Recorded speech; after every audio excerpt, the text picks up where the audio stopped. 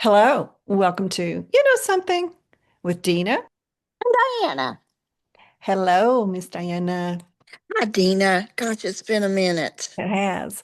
If you guys were looking for a Giggles and Gratitude episode this past Sunday, there wasn't one. No, that was my fault, not Dina's. So you Yeah, can blame me. nobody's fault. It's just, summer's the time for traveling, and you're a world traveler anyway, which is kind of the topic of today's episode. So that works out good. But I mean, when you say you're going somewhere, sometimes I'll go see your kitty, which I did this time, and I don't really ask for details. That comes from my previous professional pet sitting thing. I figure people tell me what they want me to know. Well, it was a working trip for my husband. I actually just went along for the ride and took our fur baby, Makita. Oh, So that was great. I had her down there all week. We got to spend a lot of time together. Everybody wants to meet Makita. She is a Pomsky, which means she's really mainly husky. She's just only about 12 or 13 pounds. he is beautiful. Everybody wants to meet her. Yeah, Huskies are such beautiful dogs. I know you've had several, but when they're big, they have big personalities and they're always wanting to explore and escape. Even when they're happy, they're always looking for new territory. But when they're little like that, Yes. it's fun. But she still has all the things that you just mentioned. She's just in a little package. She is beautiful. She's like a red and white. I guess that's called red. Yes, yes. Beautiful, beautiful And dog. the blue eyes, Yeah, bright blue eyes. she's gorgeous. Well, things come up and people travel, and we thought we might get together, but once you get somewhere, you're like, I can't do it now because of this. I can't do it now because of that. And you had a lot going on where you were. He did. So thank you for your patience. Of And I course. look forward to what your questions are for the day with travel. Okay. Now, Diana is a much bigger traveler than I am. Would you call yourself a world traveler? Well, you've traveled the world. I don't know that I've traveled the world, but I feel like I've been my fair share of places, yes, for my age. Yeah, yeah. And that last trip was domestic, but we're going to talk about traveling around the world and the cultural differences that you encounter. I know Americans are kind of described as loud and obnoxious and boisterous and We are? that's what they say, and uncultured. Where all these other countries have cultures. And I want to first say, this is just my personal opinion, that makes me angry. Like online, somebody will say, well, you don't even have a culture in America. I don't know exactly what the exact definition of culture is. I'll look it up. But to me, the United States is so many cultures wrapped into one. But I think we have existed now like over over 250 years. Mhm. And so we have our own beliefs, traditions. Sure. We do have a culture, and I am so proud to be. I wouldn't want to be anywhere else. So I hesitate to say use the word proud, but I'm so proud that I feel I'm so fortunate that I'm American is the way I feel. What about yourself? I agree. Cultures throughout that we've visited have been very stringent, if you will. So I feel like more of the society is known for those practices, whereas in America, there's not as much attention maybe given to an individual culture because there are so many different ones in America. Right. But I think we have existed now long enough. We always say we're such a young country, and we are compared to others, but we have been around long enough now to have developed a blending of our basic traditions and cultures, I would say. I would say Agree. freedom and um, drive and caring. And I know we're not very popular right now, but whatever. Maybe we need to act a little bit better when we can. Always we can improve on ourselves, but everybody's going to have an opinion, and you can't, goodness gracious, you cannot please everyone, Right. nor should we try. Yes. Technical definition of culture is the customs, arts, social institutions, and achievements of a particular nation, people, or other social group. So I think we have people We have Andy Warhol in the arts. We have Right.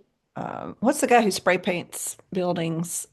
Banksy. Oh, We are slowly getting people who are American artists. And if I had more time, I could think of more. But I think we do have arts and social institutions and certainly achievements to be proud of. sure.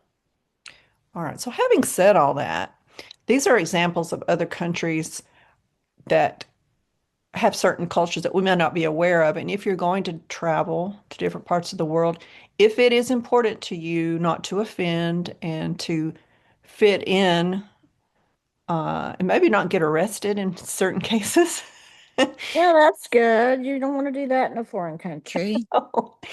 you may want to know these. And you may just want to know them simply because you are intrigued by other cultures. And maybe that's why you do travel. You want to learn the cultures of other countries. Yeah. So we will get started. And what I want to do, Diana, is just get your opinion if you maybe encountered that yourself, if you agree that that is something that you could adapt to, or if you're like, you know what, I'm not going to do that. I'm going to be me in this case. So, Okay. and maybe you have experienced some of this, but okay, this is from an article from travelreveal.com. I will include a link.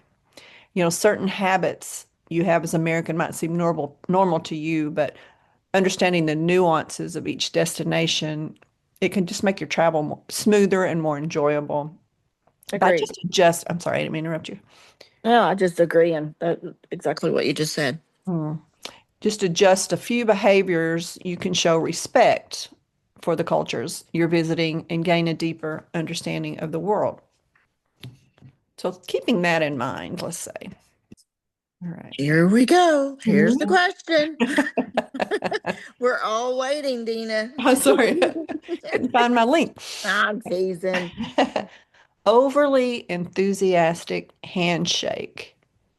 Now, when you're meeting someone the first time, are you aware of your handshake and what do you do?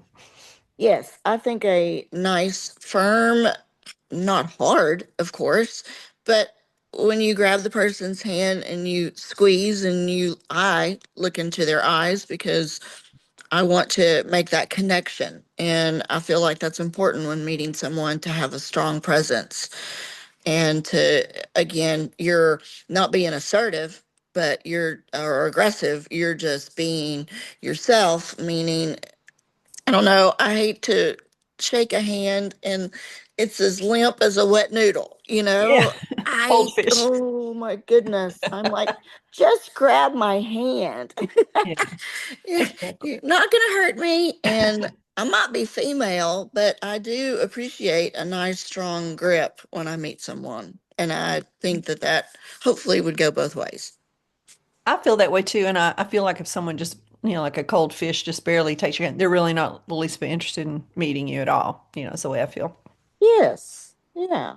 Well, in countries like Japan, China, and France, shaking hands with too much enthusiasm can come off as pushy or overly familiar. Now, to me, that would be like pumping your hand, not the firm. Right.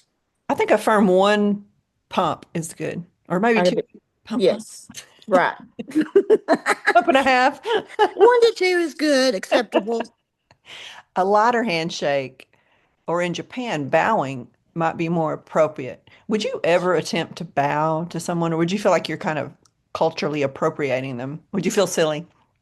No, I wouldn't feel silly. If I need to respect their culture, especially if Americans have a negative reflection as we travel outside of our own walls, uh, I definitely want to appreciate where I'm at and give respect to their culture. And if bowing to someone meant respecting them and, it was their culture, I wouldn't just go bow to anybody.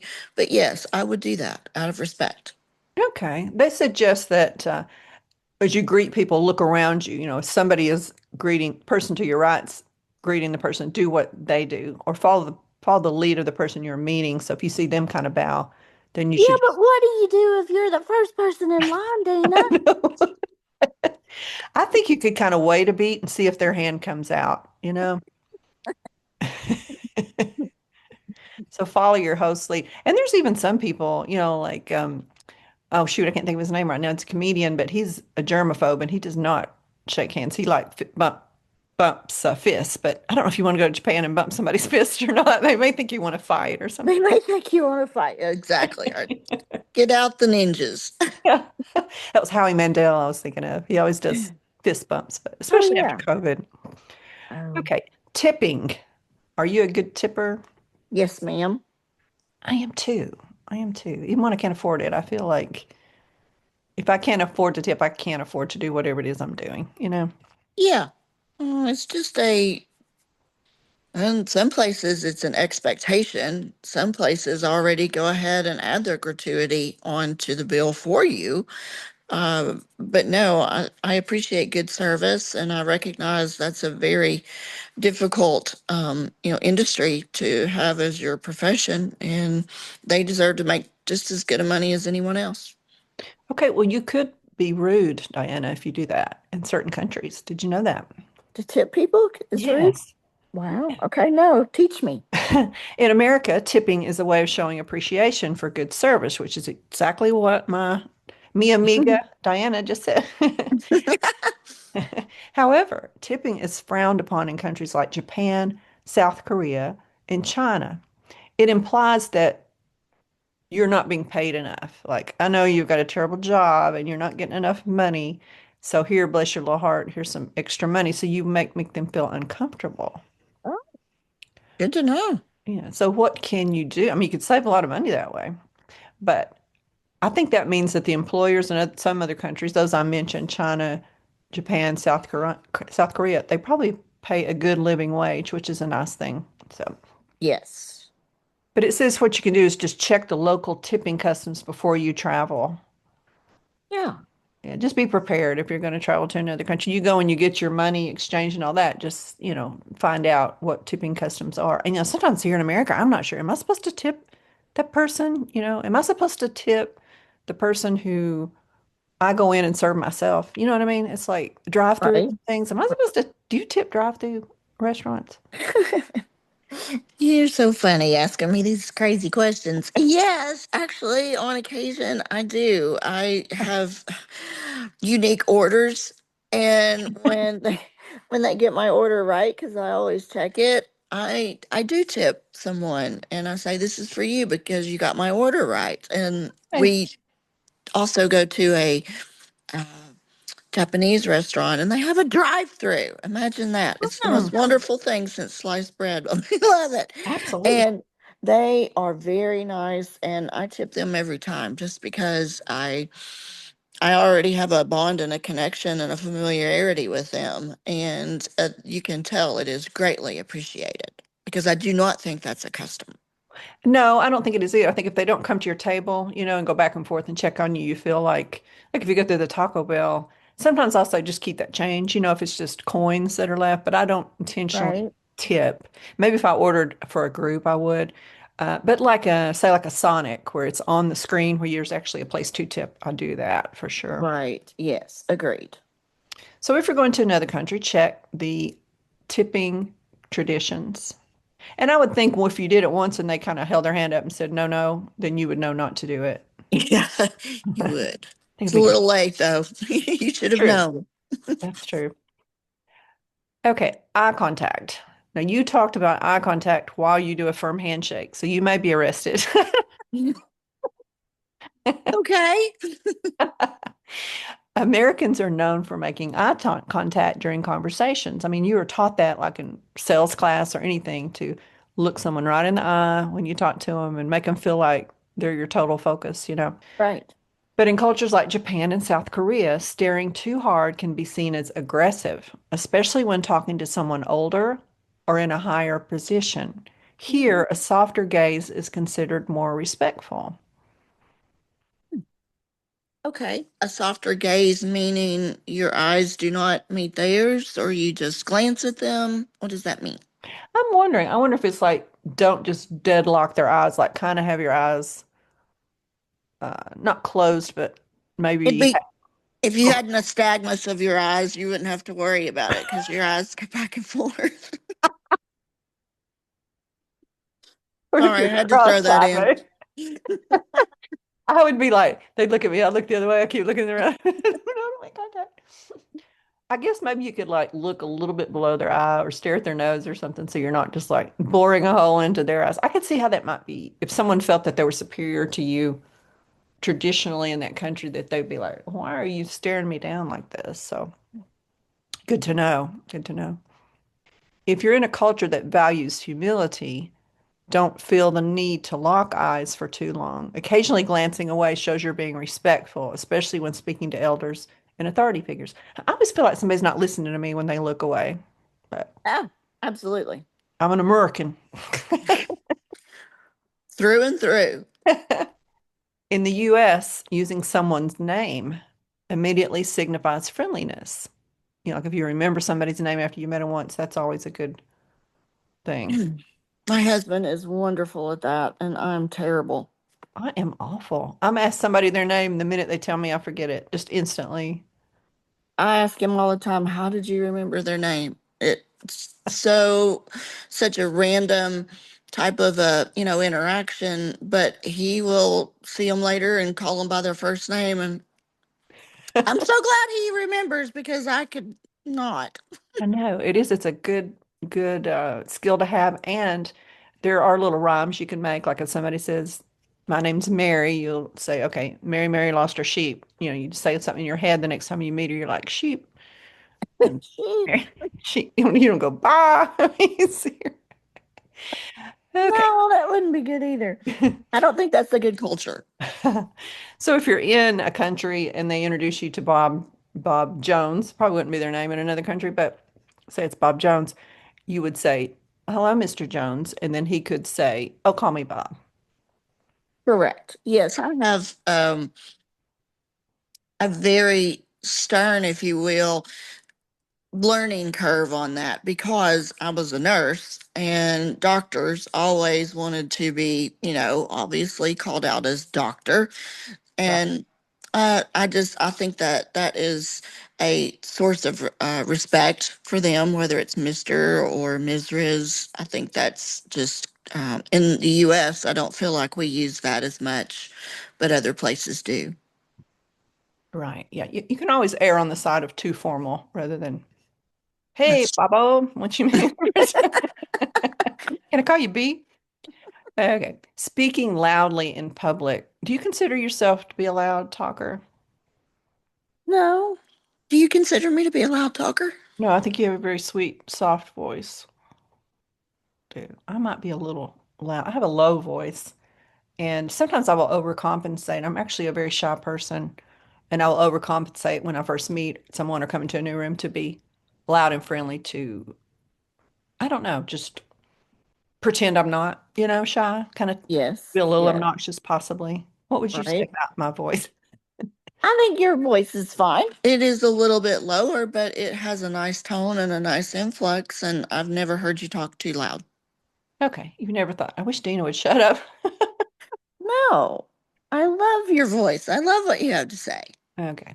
Well, Americans as a whole, if we're going to stereotype, tend to speak at a louder volume, especially in public spaces. Now, I would disagree and say to me, it seems like other countries are loud, like in the streets. Um, certain countries, Yes. like in movies anyway, like markets and things, it's just really loud to me. Where, Well, you have to put in perspective the number of people. If you're in India, I feel like that's going to be very loud just because of the per capita that they have in the space. that's a good point. Yeah, Thank you. they're trying to they're trying to sell stuff and get your attention and haggle prices and things like that. So, yeah, Mhm. okay. In countries like Japan, Switzerland, or Spain, being loud in public can feel rude or inconsiderate to the locals. I think I would naturally, if I was new to an area, going into a public space, I would be very quiet because I would be like intimidated and trying to scope everything out before I spoke. What about yourself? Oh, I agree. I'm very conscientious of watching the scene and being aware of my surroundings, which means watching how people interact, and taking in all the things before I go out and do my thing. Yeah, I agree. So I don't think we'd have problems there, but I know some people who would probably be considered obnoxious in another country, especially if they had a couple of beers. You know? And if you're nervous, sometimes you can be talking louder than you would normally talk, or faster, or even talk more. I know if I get nervous, blah, blah, blah, I just kind of Yeah. start, and it's like, why am I even saying all this? I say What am I that to talking about? myself. I don't say that out loud, but it's, I don't know. I just want to be able to communicate with people, but sometimes I go around the long way. Yeah. Yeah, I'll be like, I'm getting on my own nerves. Why don't I shut up? All right, so the best thing to do, their tip is to lower the volume in public places like restaurants or public transportation. Keep the excitement more for your private settings. Show your enthusiasm there, and this will definitely help you avoid some awkward stares. So, Yes. okay. Err on the side of being quiet and looking down, I guess. Using your left hand. This is interesting. You're not left-handed, are you? I am. Oh, Diana, you are going to jail, girl. Between the hard handshake and the staring in the eyes And and the being left hand. left-handed, you're in big trouble. I'm surprised you're even free right now. Well, I just got out of jail yesterday. Oh, okay, good. How funny. People I'm teasing, that's a joke. Yeah, yeah, yeah. She's kidding. Well, we have an old episode. I can't think of the name of it, but it was about left-handed people. The whole hour was about left-handed people. So go back and look for that. I'll try to remember the name of it and put it in the link. But my dad was left-handed too. He's one of my favorite people, and he had a book about left-handed people. So I brought it in, and T and I discussed, little known facts about left-handers. I need to let you read that book Yeah. because T is left-handed too, in most things, but sports, she's right-handed. Really strange. Okay. What about when you play golf? Do you swing as a left-hander? Yes, ma'am. Interesting. Okay. Yeah, Tia does right hand. All right. In many places around the world, especially in parts of Africa, the Middle East, and Asia, using your left hand, whether it's handing someone something or even eating, is seen as impolite. In some Ooh, cultures, the left hand is considered unclean, Diana. wow. So you're going to reach out your left hand, pump their hand, and look them right in the eye and say, Howdy, nice to meet you. I'm Diana. Bob. Oh, me. Well, if you're left-handed, I mean, you can't help that. It's still a good Exactly. idea. So what do those people do in that culture that are predominantly left hand? I'm assuming early on in their age, their parents would notice that they had a predominant, towards the left, and then try to teach that child how to use more of force them to use their right hand. Yeah, my sister was like that. She's really supposed to be left-handed. And when my mom realized it, that's long ago enough for her to think that's weird. I don't want her to be, ostracized. So she would take something out of her hand and put it in her right hand. So now Right? she's ambidextrous. She can use either one. So just like you were talking, your mom did not do that apparently. No. Proud left-hander. All right. It's a good idea, it says. It's up to you, Diana. If you're left-handed, to still offer things with your right hand, if you can think of it. Small gestures like this go a long way in showing you understand local customs. You know what I say? I say, screw that. Use your left hand. That's Right. just in Africa, Middle East, and Asia, Diana. So Okay. I need to write all this down because this is really good information. yeah, or either have some bail money handy, some cash. Now just write it down and be aware. All right. Asking personal questions. Now, to me, that's just how you get to know somebody. Well, personal questions, though. Hmm. But I think that depends on the definition of how personal we're being. Yeah. In the That's US, open-ended. yeah, casual conversations often dive into personal topics, your job, relationship status, or your family life. However, these questions can feel invasive in countries like France and Germany. People prefer to keep their private lives private. It says avoid probing personal questions right off the bat. No, I wouldn't do that I anyway. would never do that. I think that's rude and inconsiderate. Yes. Instead, chat about neutral topics like food, the weather, or the travel accommodations where you're staying. Save the deeper questions once you've built a real connection. Yes. That makes sense. Now, Diana, this next one, we had a podcast episode about this. wearing shoes indoors. Yes, we did.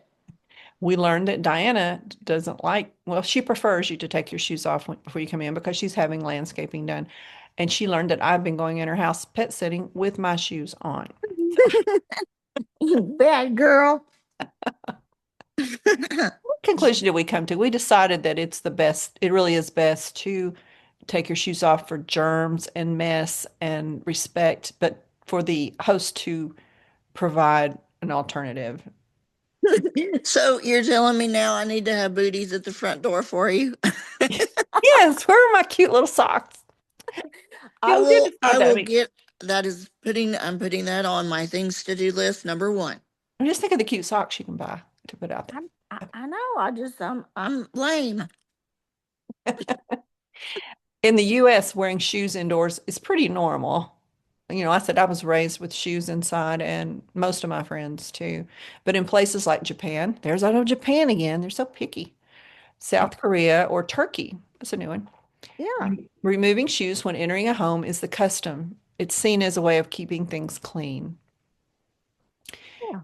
And seems like I remember growing up being taught about Japan. One of the things was that they slept on mats in the floor. That might be a stereotype that's offensive, but that's what I was taught. So they do, and even sit on the floor to eat sometimes, you know, the sunken, um, Yeah. so I could see where they'd want to keep their floors Clean. pristine. Yeah, yeah. So be ready to take your shoes off when you enter someone's home in another country. Just, you know, make sure you've got cute toenail polish or you've got some little socks on or something. Yeah. Most All people, the above. oh yeah, yeah, that makes sense. I bet you in beach areas too, a lot of people do that too because you bring in so much sand. Oh, absolutely. The American love for superlatives, like, oh, that's the greatest, that's the best. I'm enthusiastic like that, and I try to be positive. So I use superlatives a lot. I'm trying to think if you do. I think you do. If I do, I don't know it. I mean, you're very flattering and you don't throw out fake compliments, though. I think I always believe you when you say something nice to me. I have to believe it before I say it. That's what And I I was taught if you don't have anything nice to say, then just don't say anything at all. right. So when you're being quiet, I will know.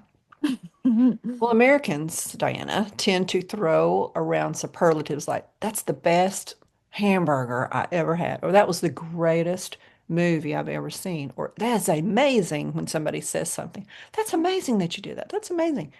It's common to hype up everything in the United States, from pizzas to concerts, but it can come off as boastful and insincere in France or Italy, where people are more modest.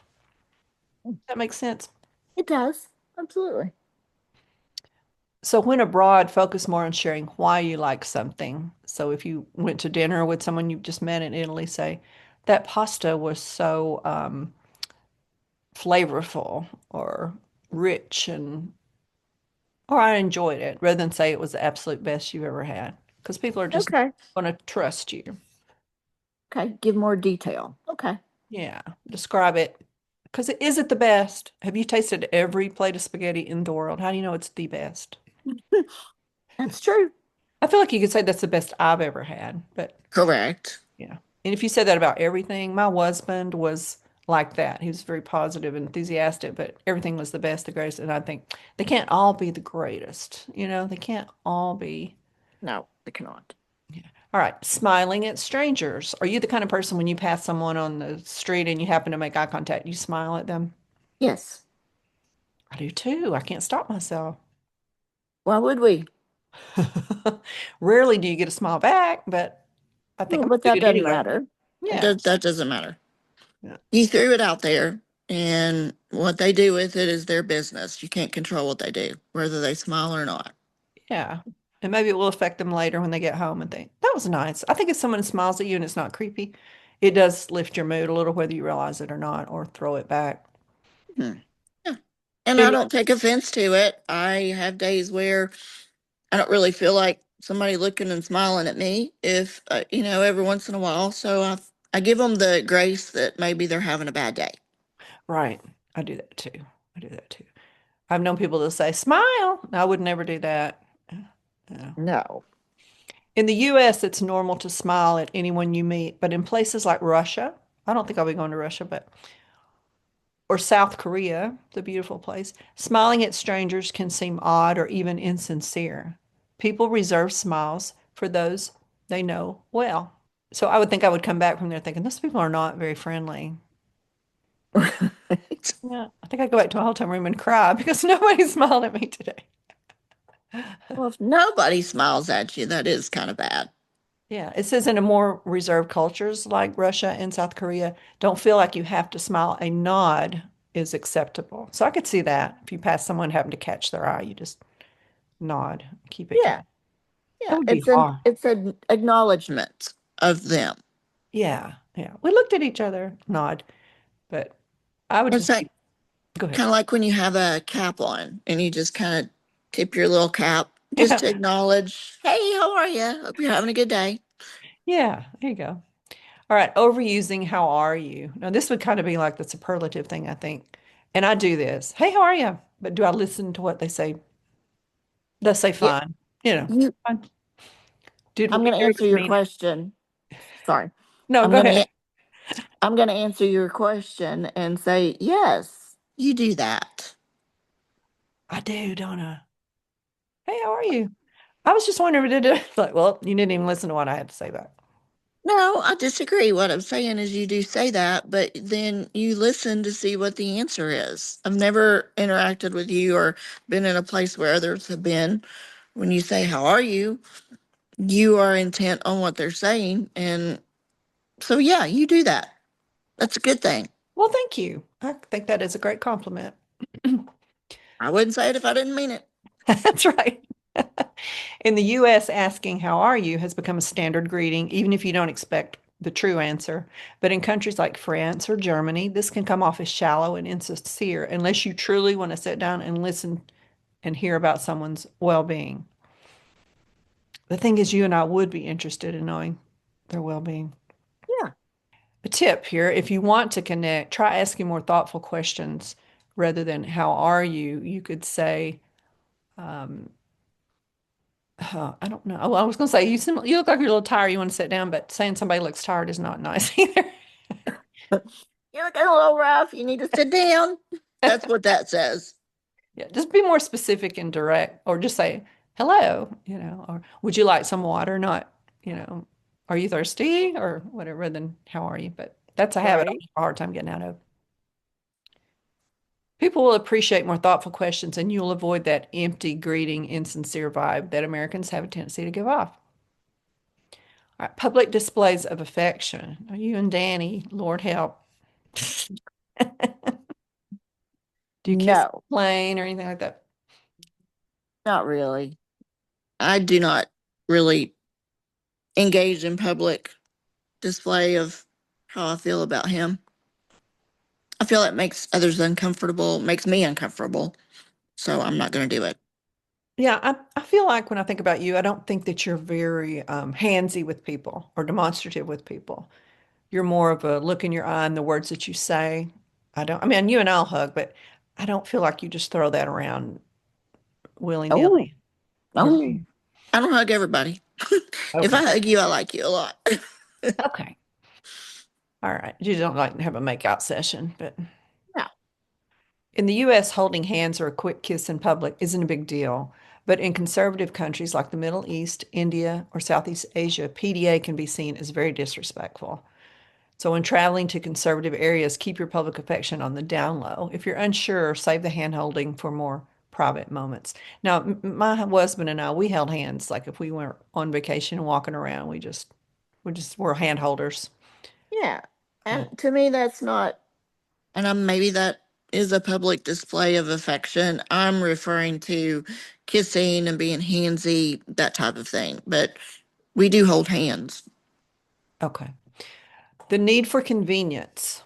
Americans love convenience, drive-throughs, quick service, 24/7 everything. But life is slower in countries like Italy or Spain, and meals or services might take a lot longer than people expect. So just enjoy the moment. Now, you've been to Italy. Yes. Did like a eating dinner, like was that an all-night event? It was. I was full by the time I left. Let's just say that between the pasta and the wine, it was nice though. I like when a culture appreciates and honors dinner time. You know, I've said this before. I feel like we lose contact with each other and a lot of things being in such a busy world. So I do feel like over there they put a little bit more emphasis on dinner and eating and the coming together. And I think that's important. I think that sounds good too. You allow yourself, I feel like they eat later too, a lot of countries, later in the evening. Or maybe it just takes that long too. It's more of an event and an experience rather than quick, quick, quick. Where's that waitress? Where's my refill? That kind of thing. Right. So I could see where you could be offensive. And they're probably making everything fresh, especially in Italy. So Oh, yeah. It's worth the wait. yeah, they're not opening the Chef Boyardee. You don't hear that can opener in the kitchen at one of those restaurants. No, no, those are fresh tomatoes and basil, garlic, all those good things. Yeah. So just plan for that to be your event for the evening. And if you're annoyed, if you're an impatient person, just you're going to have to get over it or you're going to offend somebody. All right, Yeah, needing a personal space bubble. Now, this goes both ways. In the US, we all know that feeling when someone gets too close. It's uncomfortable, maybe even invasive. But standing too far apart in places like Brazil, Italy, or Mexico can make you seem standoffish or unfriendly. In these cultures, people are more relaxed about their personal space. They expect to stand much closer than you are used to when chatting. That seems kind of like the opposite. Like if you're not supposed to shake hands hard or look somebody in the eye, but they expect you to stand close. agreed. Hmm. If you're in a close-knit culture, don't freak out if someone gets too close. They're just trying to connect. But in Scandinavian countries, you take a step back because they're more reserved and they like their own personal space bubbles. Have you encountered any of that when you were traveling? Did you were like, it's personal space, buddy? Did you ever get pinched on the butt like in Italy? Actually, the van driver, Dan and I were in the front sharing the seat, so I was half on, half off, and the guy started trying to fondle me, rubbing my thigh, and I just gave him a look, and I guess it worked because he looked at me, and whether I was supposed to make eye contact or not, I did, and it was very firm, and he knew exactly what I meant. Wow. I've heard a lot of people Us. getting goosed in Italy. Yeah. Okay, then finally, Diana, only one more thing you have to remember when you're traveling is not respecting the queue, or we call it in line. Other countries they call it in queue. So in the US, we might cut line when we think no one's looking. What? I Really? don't do that. No, I think that's ugly. I do too. Did you ever do front backs in school though? What's front backs? That's where Let's you're fix in that. line. When you're in line and a friend's in the bathroom and they come out and I say, she's not getting in front of you, she's getting in my back. So it's front backs. So get in here, Elizabeth, do a front back with me. And therefore she is actually technically getting in front of the person. She is. It was a little rule that we could break if we said front back. Front backs. Okay. I was not enlightened for that. It's still rude. However, cutting in line is taken very seriously in places like the UK, Japan, and Australia. It's considered rude and disrespectful. Well, I would say that's considered rude and disrespectful in the South. Agreed. Yeah, I would never do that. Always wait your turn. Duh. In the South, you may get punched if you get in front of somebody, Yeah, depending on where you're at, I what you're know. in line for. Yeah, and everybody's got something in the back of their pickup truck for you too. They do. Go get it. Just right after you shake their hand. So the tip is, Diana, always wait your turn. If you're unsure where the line starts, observe how the locals do it and follow suit. Now, I could see where you might not realize the beginning and the end of the line in places. I agree with that. Depends on how close people are standing together, how Yeah. defined the line is. Yeah. I've done that before where I walk into a store or something and there's a line or to buy tickets or something and I don't see the end is broken and gone over a little bit further and I'll just walk up behind the last person. Then I'll look over to the right and see a long line of annoyed people looking at me like, who do you think you are? Queen Dina. I'm like, oh, is that the end of the line? I'm sorry. You're like, it's just stupidity. It's not rudeness. It's really not. And you think about people who've been waiting for so long for something and somebody cuts in. Now, how do you feel if you went somewhere? Let's say you went to a club or a restaurant and you were meeting your girlfriends and you got there first and you got in line and your girlfriends are walking up down the sidewalk. Don't you feel like you can bring them into the line with I you? do feel, I do, now I do feel like that. Yes. Because I've probably put our name down and we're in the queue. Yes. Ooh, look at you using Q like you're a European. Hey, you're educating me. All right, so that is the last thing to remember. And just in general, I would say me personally, I don't like to embarrass myself or intentionally be rude. So if I was going to another country, I'd probably read up on certain things just because I don't like to look like a dummy Sure. and I don't like to go to jail, things like that. Because there was a guy who, now he was in North Korea, which you do not want to go to North Korea. Sorry, North Korean citizens, but your country sucks. It's not your fault. But he went on he worked for a Chinese company. He was just out of college and they had arranged a trip to North Korea for whatever reason. I guess they were doing business with him, so he had to go. And he was in a hotel and he tore down a political poster, because he disagrees with the dictatorship there. And he's one of these young rebel, I'm a protester, I'm an activist kind of thing, and tore it down. And he went to jail, my friend, had a trial, Mm. got 15 years. Whoa. Yes.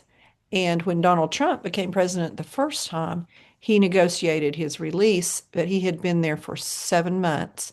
And they said, okay, yeah, we'll do it. Give us some people back or whatever, some spies back. And when they went to the airport to get him, when they brought him off on a stretcher and with a feeding tube. And Oh, yeah, yeah.